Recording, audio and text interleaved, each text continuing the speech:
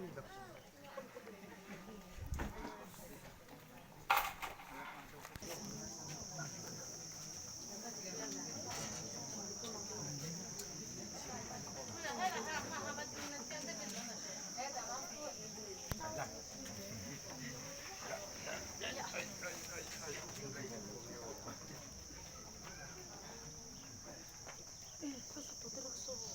sao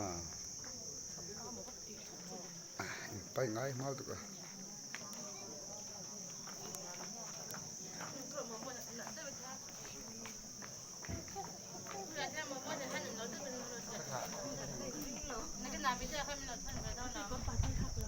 Ít bay thế thôi.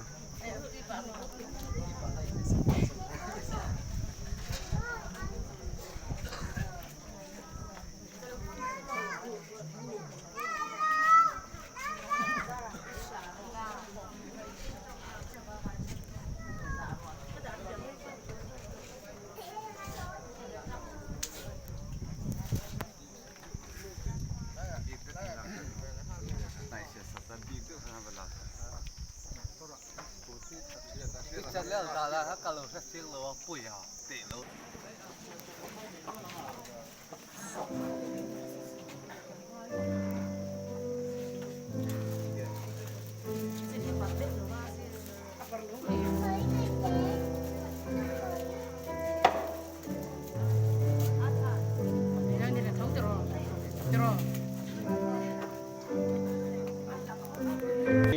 soi mồi in ông rõ xe cần giờ phải đi chùa u